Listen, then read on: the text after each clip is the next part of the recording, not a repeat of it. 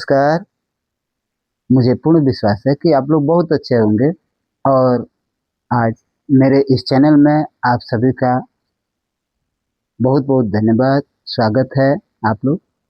ये आज हम क्लास 10 का गणित का प्रश्नावली 2.2 हम शुरुआत करेंगे, इसको समझेंगे और इसके सवालों को हल करने का प्रयास करेंगे।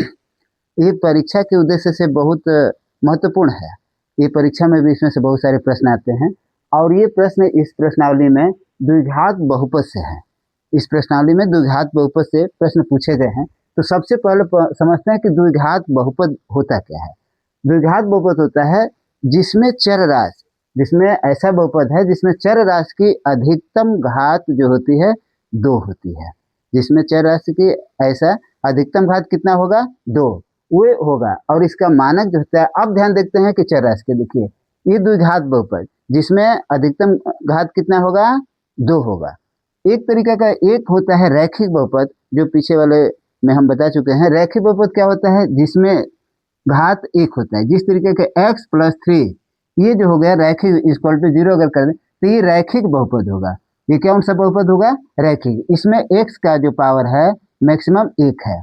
अब ये जो है इसका रूप जो होता है ax + b, इसका रैखिक बहुपद का क्या होता है, ax + b होता है। जहाँ a जो है और b अचर पद है। अचर पद का मतलब होता है संख्या। जिस तरीके से लिखा जाता है 3x + 8, तो ये 3 और 8 ये जो अचर पद हो जाएगा और x जो हो गया ये चर पद हो गया। चर पद का मान बदल सकता है और अचर पद का मान नहीं बदलेगा। तो हम इस तरीके से समझते हैं, जो अचर पद होगा वो संख्या वाले जो होंगे, अंक होंगे, वो अचर पद होंगे। और चर पद में जो x हो, y हो, z हो, जो हो, ये चर पद हैं, इसका मान हमेशा बदल जाता है। तो ये रैखिक बहुपद में मैक्सिमम यानी चर पद का अधिकतम घात कितना होगा, 1 होगा। और द्विघात बहुपद में इसके जो में अधिकतम जो घात होगा ये 2 होगा। तो अब इसका रूप क्या होता है, अब इसको देखते हैं। इसका मानक रूप क्या होता है, ax + bx + c होता है। यहाँ पर स्क्वायर हो जाएगा, यानी ax² + bx + c। यहाँ पर x का स्क्वायर हो गया। अब a, b और c, जहाँ पर a, b तथा c जो है ये क्या है, अचर पद है। ये अचर पद है। और ये चीज रह जाएगा कि a का मान यहाँ पर 0 नहीं हो सकता है। a का मान 0 नहीं होगा। अगर a का मान 0 होगा तो x² भी क्या हो जाएगा, 0। तो इसलिए a का मान 0 नहीं होगा।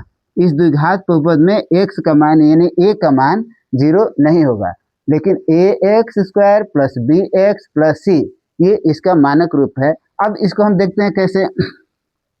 अब यहाँ पर 4x² + 5x + 7 इस तरीके का इसका रूप हो गया। ये हमारा द्विघात बहुपद बन गया। तो अब इसमें देखते हैं कि क्या है। ये 4 है, 5 है और 7 है। 4, 5 और 7 ये क्या है, ये 4, 5 और 7 जो है अचर पद है। और x² और ये x जो है ये चर पद है। तो इसका मानक रूप a है। अब इसमें a का अगर वैल्यू पूछा जाएगा तो a का मान इसमें 4 हो जाएगा, b का मान 5 हो जाएगा और c का मान यहाँ पर 7 हो जाएगा। इस रूप में ये द्विघात बहुपद रहता है। हम लोग इसको इसलिए जानकारी किए कि इस बहुपद के प्रश्नों को शुरू करने के पहले इसको जानना बहुत जरूरी है। अगर इसको हम नहीं समझते हैं तो फिर जो हमारा प्रश्न है उसको हम सही तरीके से हल नहीं कर पाएंगे। तो ये हमारा ये a का मान, b का मान और c का मान होगा। अब रही बात शून्य की, इसमें प्रश्नावली में शून्य की बात आएगी। तो शून्य क्या होता है, ये चर का मान होते हैं जिन्हें बहुपद में रखने पर पूरे बहुपद का मान क्या हो जाता है, 0 हो जाता है। तो चर का मान मतलब कि यहाँ पर x का मान, यानी x का मान ऐसा होना चाहिए जिसका अगर यहाँ पर हम = 0 करेंगे तो x का मान ऐसा रखा जाए जो कि पूरे को जोड़ने घटाने पर जो भी करने पर ये मान क्या आ जाएगा, 0। तो जो मान रखने पर यहाँ पर इस बहुपद का मान 0 हो जाएगा उसी को कहा जाता है शून्यक। और द्विघात बहुपद में शून्यकों की संख्या 2 होती है। द्विघात बहुपद में शून्यकों की संख्या 2 होती है। अब एक फॉर्मूला जिसको कि हमें आगे इस प्रश्नावली में करना है, तो इसको भी हम ध्यान देते हैं। शून्यकों का योग जो होता है, दो शून्यक होंगे तो इन दोनों शून्यकों को, एक को अल्फा और एक को बीटा मान लिए हैं, तो दोनों शून्यकों का योग जो होगा, दो शून्यक अगर निकल गया, दो शून्य का मतलब कि दो ऐसी जो संख्या आएगी, अचर पद आएगा, जो कि x में रखने पर इसका मान क्या हो जाएगा, 0। दोनों में से कोई भी अगर x के जगह पर रखा जाएगा तो इस बहुपद का मान 0 हो जाएगा। तो इसमें इसका संबंध क्या होता है कि यहाँ पे देखिए, दोनों जो शून्यक है इसका योग जो होता है -b/a के रूप में, ये एक सूत्र है, फॉर्मूला, इसको हमको याद हो जाना चाहिए। शून्यकों का योग alpha plus beta equal to होता है -b/a। अब b का मान इसे मालूम है क्या होता है, और a का भी मान मालूम है आपको कि ये एक्स स्क्वायर का गुणांक जो होता है a होता है, x का गुणांक जो होता है ये b होता है, और यहाँ पर जो अचर पद है ये c होता है। तो यहाँ पर उसी हिसाब से alpha plus beta equal to -b/a होता है, और शून्यकों का गुणनफल alpha into beta equal to c/a होता है। तो c का मान भी आप पता चल गया यहाँ पर, और a का भी मान। इसी हिसाब से हम अब लोग प्रश्नावली अब शुरू कर रहे हैं कि प्रश्नावली का सवाल, ये सारी बात उसमें आएगी, इसलिए हम लोग इसको पहले समझ लिए और प्रश्नावली का हम लोग सवाल आगे कर रहे हैं। अब प्रश्नावली के सवालों को देखते हैं। पहला जो है x² - 2x - 8 है। अब इसमें क्या करना है कि निम्न द्विघात बहुपदों के शून्य के ज्ञात कीजिए। इसका शून्य ज्ञात करना है। अभी हम लोग पहले शून्य के विषय में जान चुके हैं, और शून्यकों तथा गुणांकों के बीच संबंध की सत्यता की जांच करना है। दोनों फॉर्मूला भी हम लोग पहले अभी देख चुके हैं। अब देखते हैं इस सवाल को पहले हल करते हैं। ये सवाल पहला क्या है, पहला लिखते हैं x² - 2x - 8 है। अब शून्य ज्ञात करना है, तो शून्यकों के लिए क्या हो जाएगा, शून्यकों के लिए, शून्यकों के लिए इसको हम लोग थोड़ा सा ध्यान से समझेंगे तो ये आराम से समझ में आ जाएगा। अब ध्यान दें, शून्यकों के लिए तो इसको लिख सकते हैं कि x² - 2x - 8 इक्वल टू 0, क्योंकि हमको शून्य ज्ञात करना है इसको। तो अब इस तरीके का सवाल है, तो अब क्या करते हैं, यहाँ पर देखिए पीछे पढ़े, a का मान 1 है, b का मान ये 2 है यहाँ पर माइनस, और यहाँ पर c का मान -8 है। ये द्विघात समीकरण है। अब इसका शून्य ज्ञात के इसको पहले हमको हल करना है। तो सबसे पहले क्या करते हैं कि ये c में जो a का x² का गुणांक है इससे गुणा करेंगे, तो 8 × 1 बराबर क्या हो जाएगा, 8 हो गया। अब 8 का ऐसा दो गुणनखंड हम करेंगे जो कि यहाँ पर बीच में जो b है इसका मान आ जाए। तो b का मान क्या है, -2। ध्यान से समझना है, पहले ये c से a में गुणा करेंगे और जितना आएगा इसका दो गुणनखंड ऐसे करेंगे कि जोड़ने या घटाने पर ये b का मान आ जाए। तो b का मान -2 है, तो हमको -2 यानी 2 लाना है। तो अब 8 का गुणनखंड हम करेंगे कि क्या आ जाएगा, तो इसका 8 का हम गुणनखंड कर सकते हैं, 8 इक्वल टू 4 × 2। इसका मतलब कि 4 में से अगर हम 2 घटा दें तो हमें 2 प्राप्त हो जाएगा, लेकिन यहाँ पर माइनस लाना है तो ये 4 माइनस आता है। अब इसी को हम इसमें लिख देंगे, तब क्या लिखेंगे, x² - 4x यहाँ पर प्लस 2x - 8 इक्वल टू 0। इसको ध्यान समझेंगे, इसी गुणनखंड को हमने यहाँ पर रख दिया है, यहाँ पर -2 लाना है, इसलिए माइनस वाले को अधिक को यहाँ पर रख देंगे, तो -4x और प्लस 2x इतना का वैल्यू अगर निकालेंगे तो हमें -2x आ जाएगा। तो इसके बराबर ये हो गया, इस तरीके से हो गया। अब ये 4 पदों में हो गया, तो दो दो पद को एक जगह कर लेंगे। अब देखिए x² - 4x एक ब्रैकेट में हो गया, प्लस यहाँ पर 2x - 8 एक ब्रैकेट में हो गया इक्वल टू 0, ये हो गया। अब देखते हैं इसमें दोनों ब्रैकेट में जो है, तो x² यहाँ पर है -4x है, तो इसमें x² और -4x में इसमें कॉमन लेंगे। कॉमन गुणनखंड क्या हो सकता है, तो इधर में जो है 1 है, इधर 4 है, तो इसमें कोई कॉमन नहीं होगा। तो x² और x में हम x यहाँ पर कॉमन ले सकते हैं। अगर x कॉमन लिया गया तो यहाँ पर क्या बचेगा, x होगा, और इस x से और ये x कट गया तो क्या बचेगा, 4। तो पहले क्वेश्चन में क्या हो जाएगा हमारा, x - 4 हो गया।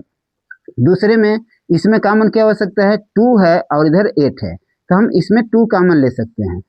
2 से 2 कट गया और x बच गया यहाँ पर, -2 से 8 में करेंगे तो ये 4 टाइम जाएगा बराबर 0। ये ध्यान रहना चाहिए कि दोनों जब ये कॉमन लेकर हल करते हैं इस ब्रैकेट में दोनों में मान बराबर हो जाना चाहिए। तो अब क्या करेंगे कि ब्रैकेट के पहले बाहर वाले को लिख देंगे।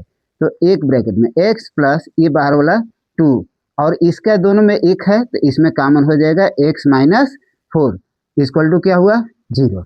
अब यहाँ पे देखते हैं कि इसका मान ये दो मान हमें यहाँ पे प्राप्त हो गया, एक x प्लस 2 x माइनस 4, ये दोनों का मान क्या होगा 0। अब हमको शून्य ज्ञात करना है तो एक एक मान लेंगे और शून्य के बराबर इसका मान रखेंगे। अब ध्यान देंगे x प्लस 2 इक्वल टू 0 रखेंगे तो x बराबर क्या हो जाएगा, इधर प्लस 2 जाएगा तो इधर हो जाएगा माइनस 2। तो इसका मतलब कि यहाँ पर एक हमारा शून्य प्राप्त हो गया, x इक्वल टू क्या हो गया -2, एक हमारा ये शून्य प्राप्त हो गया। अब दूसरे के लिए ध्यान देते हैं, ये x माइनस 4 है। अब यहाँ पर देखते हैं दूसरा क्या है x माइनस 4, तो x माइनस 4 इक्वल टू 0। तो हम इसको लिख सकते हैं x इक्वल टू, यहाँ पर ये माइनस है इक्वल टू को इधर जाएगा तो ये प्लस हो जाएगा। इसका मतलब कि x इक्वल टू क्या हो गया 4, यहाँ पर हमारा दूसरा शून्य प्राप्त हो गया। यानी हमारा इस समीकरण का x square minus 2x minus 8, इसका दो शून्य हो गया, एक हो गया -2 और दूसरा शून्य हो गया 4, ये दो शून्य हो गया। तो इस समीकरण का हमारा दो शून्य निकल गया। तो दोनों शून्य में यहाँ लिख देंगे x square minus 2x minus 8 का शून्य -2 और 4 होगा। इसका मतलब कि इस समीकरण में -2 या 4 रखेंगे तो इसका मान क्या आ जाएगा 0 आ जाएगा। अब हमको क्या ज्ञात करना है, शून्यकों का तथा गुणांकों के बीच की सत्यता ज्ञात करनी है। तो समीकरण हमारा क्या है x square minus 2x minus 8, ये हमारा समीकरण है। तो इसमें सबसे पहले a और b का और c का मान, और यहाँ पर क्या हो जाएगा, ये समीकरण किस रूप में होता है ax square plus bx plus c के रूप में ये समीकरण हमारा है।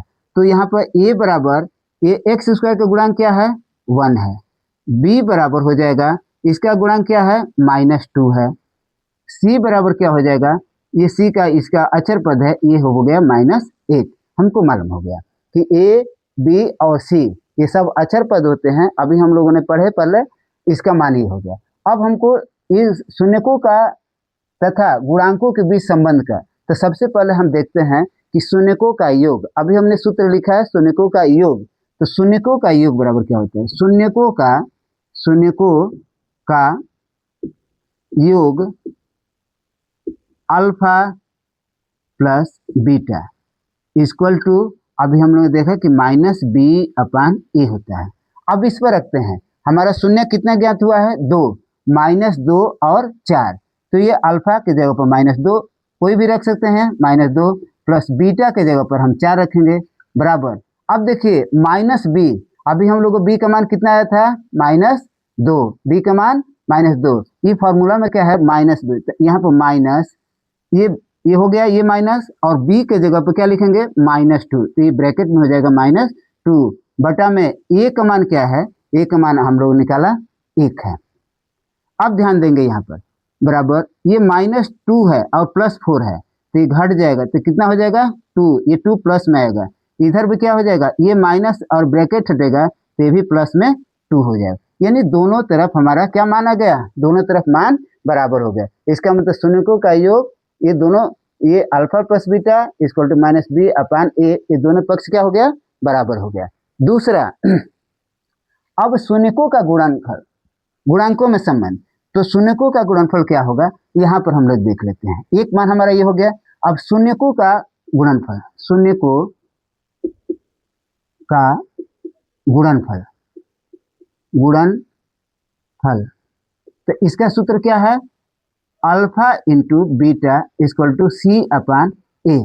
हम दोनों का मान लेते हैं, अल्फा इंटू बीटा, अल्फा का मान क्या हो गया -2, तो -2 इंटू बीटा का मान कितना हो गया 4 इक्वल टू c का मान हमने -8 लिया है, तो -8 है और a का मान 1 हो जाएगा। तो अब देखिए यहाँ पर ये दोनों से गुणा हो गया तो -8 हो जाएगा इक्वल टू यहाँ पर भी 8 हो गया, ये करेंगे तो हमारा दोनों का मान, ये सत्यता की यही जांच हो गई कि हमारा समीकरण में इसका शून्यक जो है 4 होगा और एक शून्यक -2 होगा। यही हमारा प्रश्न का हल है और ये दोनों आगे। अब हम देखते हैं दूसरा। हाँ, अब ये दूसरा देखते हैं 4s² - 4s+1। ठीक उसी तरीके से इसके जो c वाले पद है इसे इसमें मल्टीप्लाई करेंगे, यानी 1 × 4 इक्वल टू क्या हो जाएगा, 4 हो गया। अब 4 का ऐसे गुणनखंड करेंगे जो कि ये यहाँ पर 4 आ जाएगा। 2 4 का गुणनखंड करेंगे कि दोनों गुणनखंड को जोड़ने या घटाने पर 4 आना चाहिए। तब 4 के लिए क्या कर सकते हैं, 4 = 2 × 2, यानी 2 × 2 करेंगे तो यहाँ पर 4 आ जाएगा, लेकिन माइनस में लेना है तब इसको कैसे लिखेंगे, 4s² - 2s, फिर इसको भी -2s लिखेंगे और +1। इस तरीके का हमारा -2s - 2s ये हो जाएगा, ये -4s, इसका मान यहाँ पर आ गया इन दोनों के मान के। अब दो को एक ब्रैकेट में ले लेंगे। अब देखते हैं 4s² - 2s एक ब्रैकेट में हो गया। यहाँ पर ध्यान देना है ये माइनस है, तो जब इसको ब्रैकेट में लेंगे तो इसका साइन चेंज हो गया, तो 2s ये प्लस है तो ये क्या हो जाएगा, ये 1, ये इस स्थिति में आ जाएगा। अब इसमें कॉमन लेते हैं, तो इसमें कॉमन लेंगे तो 4 है, इधर 2 है, तो हम 2 कॉमन ले सकते हैं। और यहाँ पर s² है, इधर s है तो s कॉमन ले सकते हैं, तो 2 से 2 कट जाएगा तो 2 हो गया। s से यहाँ पर होगा तो s हो जाएगा, केवल s² है तो s से पावर घट गया तो s हो गया, -2s से 2s कट गया तो क्या बचेगा, 1, ये हमारा हो गया। अब यहाँ पर देखते हैं माइनस, अब इधर कॉमन लेते हैं, इधर में 2s से इधर -1 है तो इधर कॉमन कोई नहीं होगा, इसलिए यहाँ पर कॉमन क्या हो सकता है, 1 हो जाएगा, यानी 1 कॉमन है, तो यहाँ पर हो जाएगा फिर 2s - 1, यानी इस ब्रैकेट में इस ब्रैकेट में दोनों में हमारा मान समान आ गया। तो सबसे पहले एक ब्रैकेट में लिख देंगे 2s - 1, ये पहला ब्रैकेट का हो गया। दूसरा ब्रैकेट में लिखेंगे ये 2s - 1, ये भी हमारा 2s - 1। अब यहाँ पर देखते हैं कि शून्य ज्ञात करना है, तो शून्य ज्ञात करने के लिए क्या होगा कि इसका इस समीकरण का मान हमेशा हम किस में लेते आएंगे, 0 में। इसका मान किस में करेंगे, 0, यानी ये हो गया 0। तो अब यहाँ पर 2 मान आ गया, 2s - 1 2s - 1 बराबर क्या हो गया, 0। तो अब यहाँ पर क्या करेंगे, एक एक को लेके देखेंगे शून्य क्या आएगा, 2s - 1 = 0, तो 2s = ये -1 इधर जाएगा तो ये प्लस हो जाएगा, तो s = हो जाएगा 1/2, तो ये हो गया s = 1/2, यहाँ पर एक शून्य हो गया, ये भी हो गया एक शून्य। उसी तरीके से दूसरा वाला शून्य देखिए, यहाँ दूसरा पद भी वही है सेम, तो यहाँ पर क्या हो जाएगा 2s - 1 = 0, तो 2s = ये इधर जाएगा तो 1 हो जाएगा, s = 1/2, तो ये भी एक दूसरा शून्य हो गए, यानी दोनों शून्यकों का मान सेम आया है, यानी बराबर है। इस शून्य का मान 1/2 हुआ, दूसरा भी शून्य का मान 1/2 हो गया, तो हमारा शून्य का मान निकल गया। तो यहाँ पर लिख सकते हैं कि 4s² - 4s+1 का शून्यक 1/2 तथा 1/2 है, दोनों 1/2 आएगा। अब शून्यकों के मान के लिए ये संबंध की सत्ता की जांच करनी है, हमारा शून्यक निकल गया, अब इस संबंधों की सत्ता की जांच करनी है।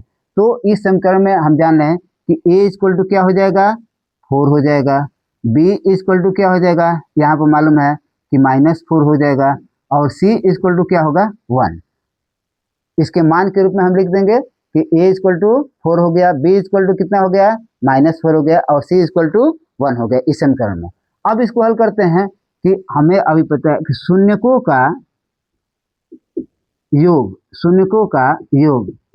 का योग का फॉर्मूला अभी हम लोगों ने लिखे, x यानी अल्फा प्लस बीटा = -b/a, ये योग का है। अब इसमें अल्फा का मान कितना है, 1/2, प्लस बीटा का भी मान कितना है, 1/2 = -b। हाँ, तो b का मान कितना हो गया यहाँ पर, आप ध्यान देंगे b का मान ये 4 है, तो -4 है, तो देखिए यहाँ पर माइनस हो गया, और ये b का मान अंदर रख दिए तो -4, और ए का मान कितना है 4 है यहाँ पर। ये हो गया हमारा। तो 1/2 और 1/2 दोनों को जब ऐड करेंगे तो ये 1 हो जाएगा इक्वल टू, अब यहाँ पे देखिए 4/4 इक्वल टू, ये भी कट जाएगा तो 1 यानी 1 हो गया। दोनों पक्ष का मान बराबर हो गया, यानी शून्यकों का योगफल यानी अल्फा प्लस बीटा 1 हुआ और इक्वल टू -b/a, इसका भी मान 1 हो गया। तो ये हमारा सही निकला, ये सत्यता की जांच यहाँ पर हो गई एक। अब गुणनफल की बात आती है कि अब देखते हैं गुणनफल, शून्यकों का गुणनफल, शून्यकों का गुणनफल, इसका सूत्र हम लोगों ने देखा alpha into beta equal to c/a। Alpha into beta, alpha का मान कितना है 1/2 इंटू बीटा का मान कितना है 1/2 इक्वल टू c का मान इसमें हम लोगों ने देखा कि 1 है तो 1 हो गया। a का मान कितना है 4 है, यहाँ पर 4 हो गया। a यानी x² का गुणांक है, b जो है s का गुणांक है और c जो है ये अचर पद यहाँ पर 1 है। तो यहाँ पर करेंगे तो 1/2 इंटू 1/2 इक्वल टू 1/4, इसको गुणा करेंगे तो ये भी 1/4 हो जाएगा और इधर भी 1/4 हो गया। अतः ये हमारा सत्ता की जांच भी हो गई, हमें इस प्रश्न का शून्यांक भी निकल गया। अब हम आते हैं अगला प्रश्न तीसरा पर। अब देखते हैं तीसरा सवाल, 6x² - 3 - 7x। तो इसको हम इस तरीके से भी लिख सकते हैं 6x² - 7x ये -3, हम इसे इस तरीके से लिख सकते हैं। अब देखते हैं यहाँ पर कि पहले हम पढ़े कि c और a में पहले गुणा करेंगे, यानी 3 × 6 ये कितना हो गया 18 यानी 18 हो गया। अब 18 को ऐसा गुणनखंड करेंगे कि 7 आना चाहिए। 18 के 2 गुणनखंड करेंगे तो 18 का हम कर सकते हैं 9 × 2, ये हो जाएगा बराबर 18। अब 9 और 2 को जब घटाएंगे तो यहाँ पर क्या आ जाएगा 7 आ जाएगा। तो हम इसको लिख सकते हैं समीकरण को 6x² - 9x + 2x - 3। अब यहाँ पर शून्य ज्ञात करना है, इसलिए इसके बराबर क्या लिखेंगे 0। हमें इस प्रश्न में शून्य ज्ञात करना है तो इस समीकरण के बराबर क्या लिखेंगे 0 हो गया। अब इसको हल करेंगे 6x² - 9x + 2x, इन दोनों का मान 7x - 7x के बराबर हो जाएगा। अब दोनों को एक एक क्वेश्चन में लेते हैं। 6x² - 9x एक ब्रैकेट में हो गया प्लस दूसरे ब्रैकेट में 2x - 3 इक्वल टू 0 हो गया। अब देखते हैं इसमें कॉमन क्या हो सकता है। 6x² - 9x, तो इधर 6 और 9 में कॉमन हम 3 ले सकते हैं और 3 हो जाएगा, और x² है और x है यहाँ पर, तो इसमें कॉमन क्या हो जाएगा x हो जाएगा। इसका मतलब कि इसमें कॉमन 3x हो गया। अब 3 से 6 में तो 2 हो जाएगा और x में 2x हो गया। अब यहाँ पर 3 से फिर ये माइनस हो गया, ये 3 हो गया और x कट गया, तो इसका मतलब आ गया कि 2x - 3, 3x इसमें किए तो ये यहाँ पर 3 केवल बचा, 3 से 3 कट गया, ए हो गया 3 बार में और x से x में कट गया तो ये 3 बचा। अब प्लस दूसरे ब्रैकेट में, अब यहाँ पे देखते हैं कि इसमें 2x है और माइनस यहाँ पर 3 है, तो इसमें कॉमन कोई नहीं मिलेगा, इसलिए यहाँ पर कॉमन क्या हो जाएगा 1 हो जाएगा, यानी 1 हो गया। तो एक 2x - 3 हो गया इक्वल टू 0, और फिर एक ब्रैकेट में 1 हो गया, तो ये पहले ब्रैकेट में 3x + 1 हो गया, दूसरे ब्रैकेट में 2x - 3 हो गया इक्वल टू 0। अब हमें शून्य की ज्ञात, ये तो समीकरण हल हो गया, अब शून्य ज्ञात करना है हमको, तो शून्य क्या होगा इसको देखते हैं। तो यहाँ पर लिखेंगे एक एक को लेकर एक पदों का मान, यानी 3x + 1 इक्वल टू 0, तो 3x इक्वल टू ये 1 इधर चला जाएगा तो -1 हो जाएगा और x इक्वल टू हो जाएगा -1/, x इक्वल टू -1/, ये 3 हो गया। तो ये हमारा एक शून्यक यहाँ पर प्राप्त हो गया, यहाँ पर हमारा एक शून्यक x इक्वल टू -1/3 हो गया। अब देखते हैं दूसरा 2x - 3 है, तो 2x - 3 यहाँ पर देखते हैं 2x - 3 इक्वल टू 0, इसका मान लेते हैं, तो 2x इक्वल टू यहाँ पर इधर -3 है तो इधर जाएगा तो +3 हो जाएगा। अब x इक्वल टू हो जाएगा 3/2 हो जाएगा, 3/2, तो यहाँ पर हमारा ये दूसरा शून्यक मालूम हो गया। इसका मतलब कि इस समीकरण में 6x² -3 -7x का शून्यक 2 निकल गया, तो लिखेंगे 6x² -3 -7x का शून्यक क्या क्या हो गया यहाँ पर -1/3 -1/3 तथा 3/2 हो गया। ये हमारा शून्यक निकल गया। अब इस शून्य को निकल गया, अब इसकी सत्ता की जांच करनी है कि क्या हो सकता है। तो ये हमारा समीकरण हो गया। तो इस समीकरण में a का मान क्या हो गया 6 हो गया, b का मान क्या हो जाएगा, ये समीकरण में ये यहाँ पर x का गुणांक b का मान होता है, तो b बराबर हो जाएगा -7 हो गया, और c बराबर जो हो गया -3 हो गया। ये a का मान, ये b का मान और ये c का मान निकल गया। अब मालूम है शून्यकों का योग, शून्यकों का योग alpha plus beta equal to -b/a हो गया। ये फॉर्मूला है, हम लोग हर सवाल में इसको करते आ रहे हैं। तो अल्फा का मान कितना है, 2 शून्यक है, तो एक शून्यक है बराबर -1/3 प्लस बीटा का मान कितना है, ये बीटा का मान 3/2 है इक्वल टू -b।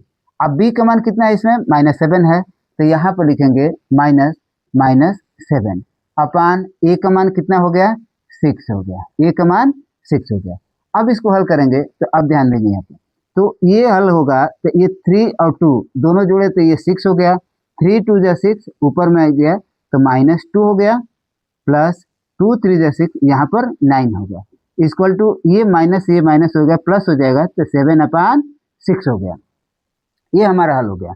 तो यहाँ पर -2 है, यहाँ पर +9 है, तो ये घट जाएगा तो बराबर ये क्या हो जाएगा 7/6, और इधर भी हमारा हो गया 7/6। ये दोनों तरफ हमारा क्या हो गया बराबर हो गया।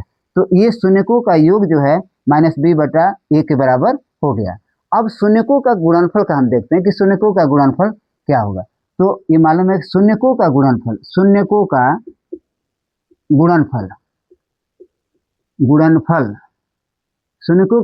का फॉर्मूला क्या है, अब लिखे हम लोग alpha into beta equal to क्या होगा c/a। शून्यकों का गुणनफल का alpha into beta equal to c/a। तो अल्फा का मान हमारा यानी एक शून्य क्या है -1/3 इंटू दूसरा शून्य क्या है 3/2 इक्वल टू c का मान हम लोगों ने लिया है, c का मान -3 है, तो c का मान यहाँ पर -3 हो गया, और a का मान 6 है, यहाँ पर a का मान 6 हो गया।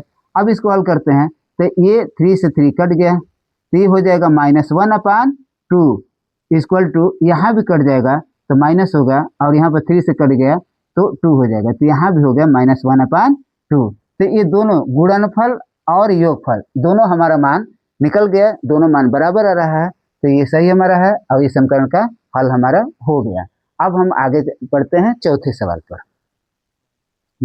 अब इसको देखते हैं चौथा नंबर का 4u² + 8u। तो इसमें कोई c का मान है नहीं, तो यहाँ पर हम इसी में कॉमन लेकर के इसको हल करेंगे। तो यहाँ कॉमन क्या हो सकता है, और ये शून्य ज्ञात करना है, इसलिए इस सवाल के बराबर हम क्या लिख देंगे 0। कॉमन क्या ले सकते हैं, इसमें 4 हो जाएगा, और यहाँ पर u² है, u है तो ये u कॉमन हो जाएगा, तो यहाँ पर 4u है तो 4 से 4 कट जाएगा, यहाँ पर u में यहाँ पर बचेगा u, और 4 दूनी 8 2 हो गया, और u से कट गया, तो यहाँ पर 4u हो गया, और यहाँ पर क्या होगा u + 2 = 0 हो गया। तो यहाँ पर दो पद फिर मान आ गया, 4u एक है और दूसरा गुणन क्या है u + 2 है यहाँ पर। अब यहाँ पर शून्य ज्ञात करना है, तो समीकरण ये है, तो यहाँ पर समीकरण में अब ध्यान देना है कि इन दोनों में ये बराबर 0 है, तो पहले समीकरण में पहले हमको शून्य ज्ञात करना है।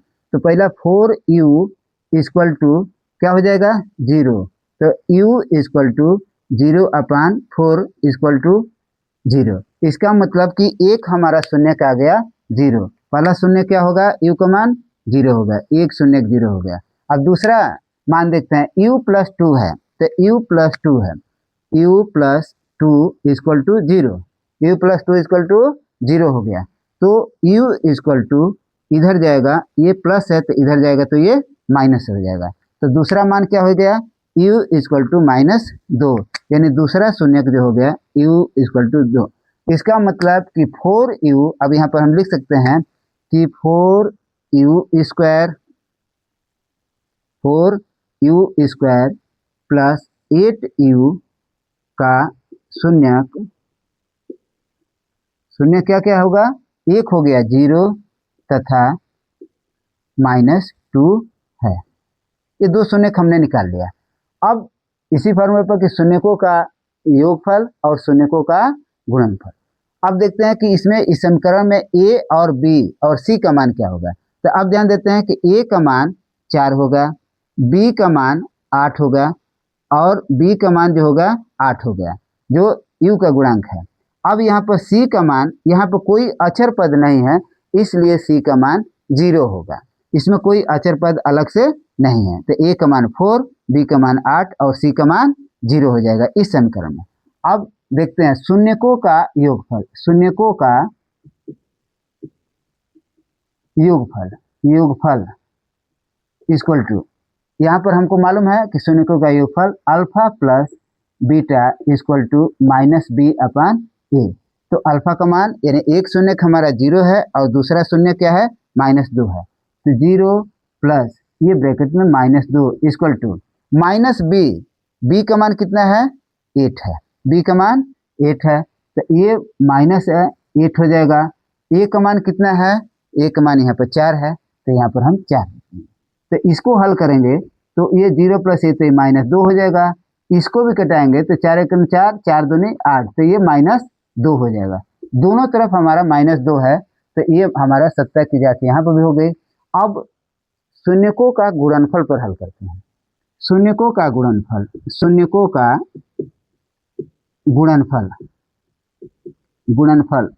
का गुणनफल क्या होगा, alpha into beta equal to alpha into beta equal to c upon a। तो सभी का मान मालूम है, तो इक्वल टू अल्फा का मान 0, बीटा का मान -2 इक्वल टू c का मान हम लोगों ने 0, क्योंकि इसमें कोई अचर पद अलग से नहीं है, तो c का मान क्या हो जाएगा 0। a का मान जो है 4 है, तो a का मान हमने 4 रख लिया। आप जानते हैं कि 0 से किसी भी संख्या में गुणा होगा तो 0 होगा, और इसे भाग देंगे तो ये भी 0 होगा। अतः इस सवाल को हमको 70 की भी जांच हो गई, हमारा इसका शून्यक भी निकल गया। इस तरीके से इस सवाल को हम हल कर सकते हैं। अब अगला चौथा के बाद में 5वां नंबर सवाल देखते हैं। अब देखते हैं 5वां सवाल, t² - 15, इसको कैसे हल कर सकते हैं।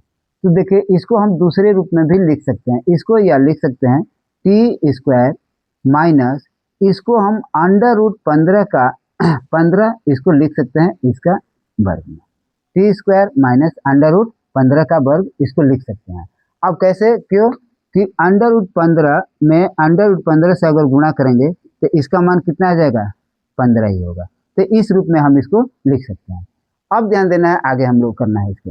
तो यहाँ पर क्या हो जाएगा कि t² और माइनस √15 का a² होगा। अब इसको हल हम करते हैं, तो यहाँ पर a² माइनस b² एक फॉर्मूला है, क्योंकि a² minus b² equal to क्या होता है, एक ब्रैकेट में a प्लस b, दूसरे ब्रैकेट में a माइनस b। इस फार्मूले पर इसको रख देंगे। हमको शून्यक निकालना है, इसलिए इसके बराबर क्या लिख देंगे, 0। अब इस फार्मूले पर रखेंगे, ये a² हो गया, ये माइनस b² हो गया, तो a प्लस b। तो पहला क्या हो जाएगा, a का मान t हो जाएगा प्लस b का मान √15 यानी 15 हो गया, तो ये a प्लस b हो गया। दूसरे ब्रैकेट में a माइनस b यानी t माइनस √15, ये हो गया दूसरे ब्रैकेट में, इक्वल टू क्या हो गया, 0। यहाँ हम लोग समझ गए होंगे, इस 15 को अंडर करके लिख सकते हैं। तो √15 का स्क्वायर करेंगे तो फिर ये मान इसका 15 ही हो जाएगा। इस रूप में a² माइनस b² के रूप में हो गया। तो ये मालूम है कि a² minus b² a plus b और a माइनस b, तो इसका वैल्यू क्या हो जाएगा, a प्लस b और यहाँ पर a माइनस b यानी t plus √15 t minus √15 equal to क्या हो जाएगा, 0। अब एक एक मान को लेते हैं इसका शून्यक निकालने के लिए। तो सबसे पहले क्या हो जाएगा, t प्लस √15 इक्वल टू क्या हो गया, 0। तो t इक्वल टू ये इधर प्लस अंडर है तो इधर जाएगा तो माइनस √15 हो गया।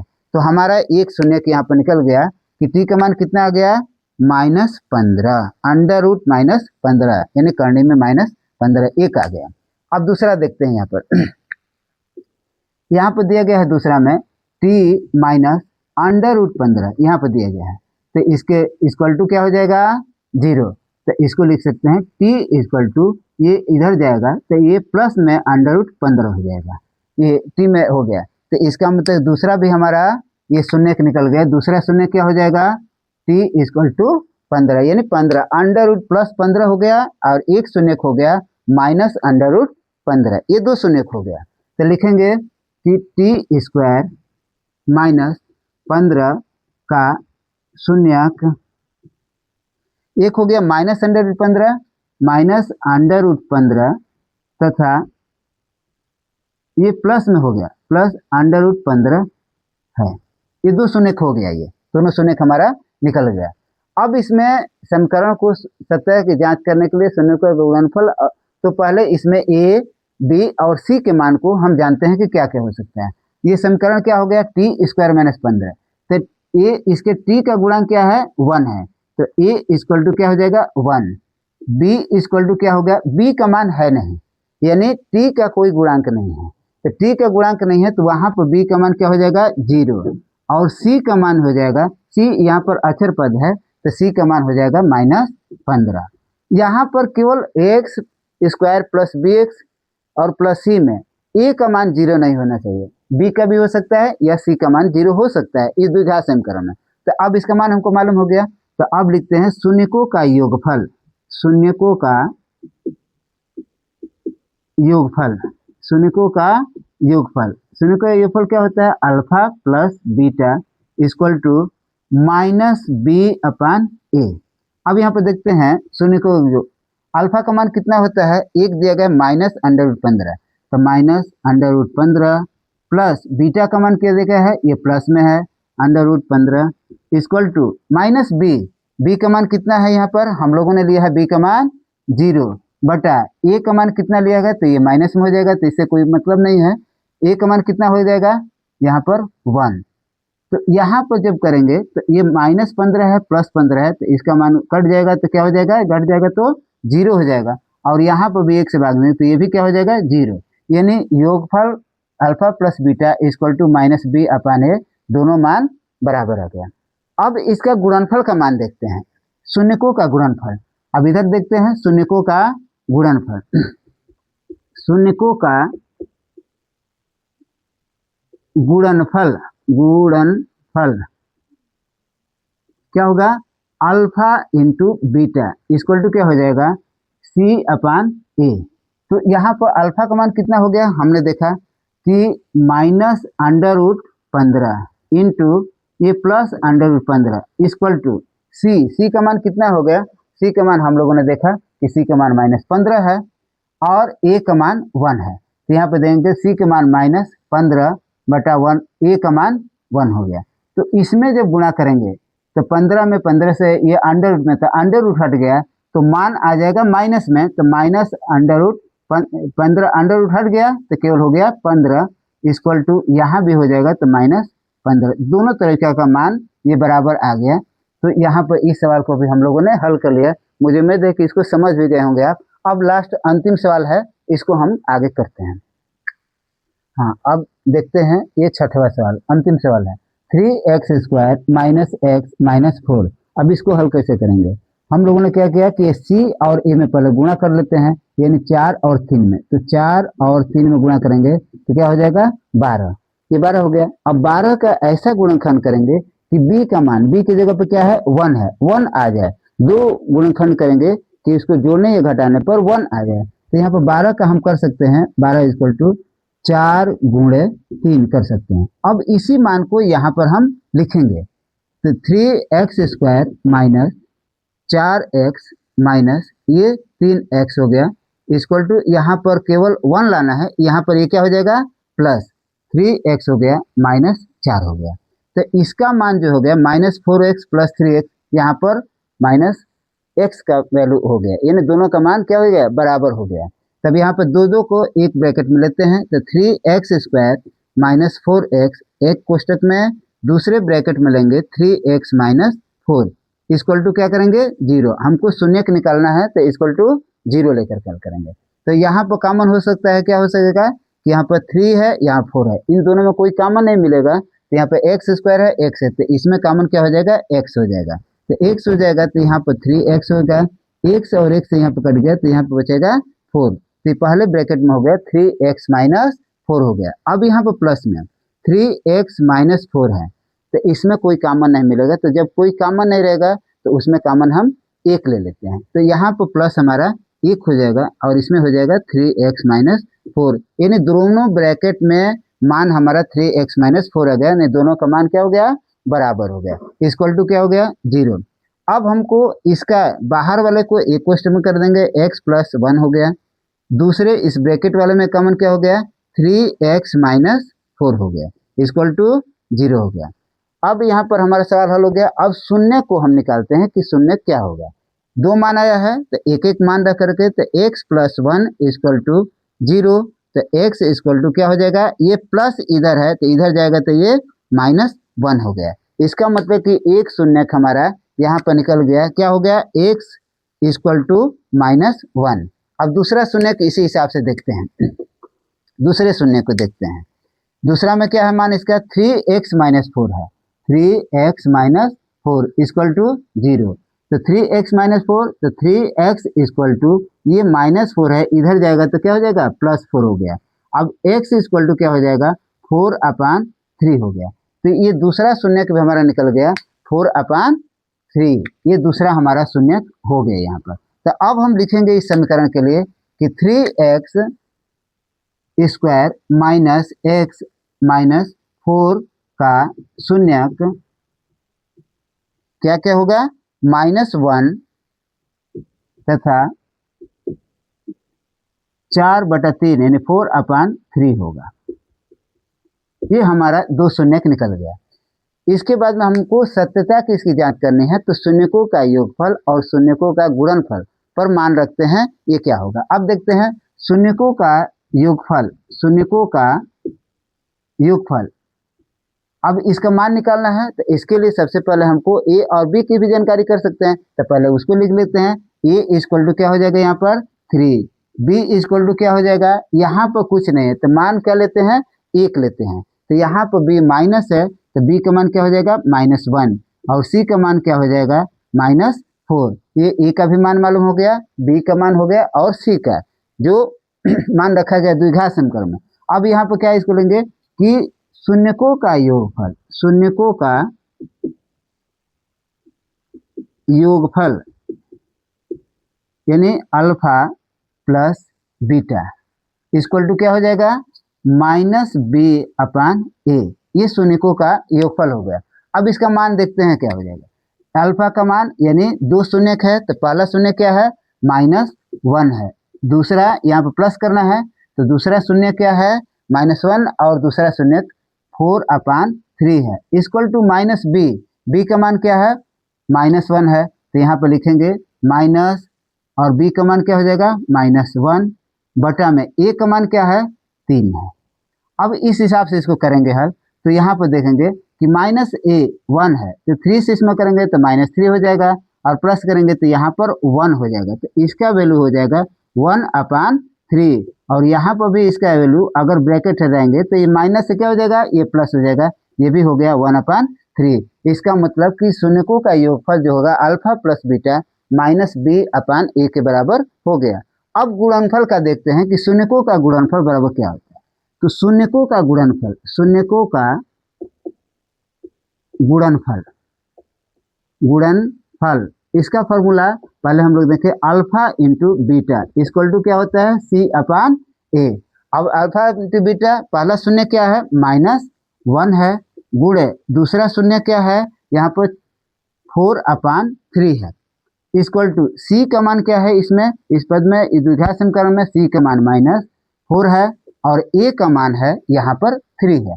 अब देखते हैं क्या होता है इसका, तो ये मल्टीप्लाई करेंगे तो -1 से 4 में करेंगे तो क्या हो जाएगा, -4/3 इक्वल टू -4/3। इसका मतलब कि गुणनफल का भी मान दोनों हमारा बराबर आ गया। तो इस तरीके से उम्मीद है कि ये पूरा सवाल आप लोगों ने समझ गए होंगे। परीक्षा के उद्देश्य से प्रश्नावली 2.2 यानी 2.2 का ये पहला में केवल 6 सवाल इतना है, और मैंने पूरा करा दिया। मुझे पूरा विश्वास है कि इसको आप लोग पूरी तरीके से समझ गए होंगे। अगर ये वीडियो अच्छा लगा तो आप अपने दोस्तों में शेयर भी करें और लाइक भी करें, और ऐसे वीडियो के लिए मेरे चैनल को सब्सक्राइब भी करें। धन्यवाद।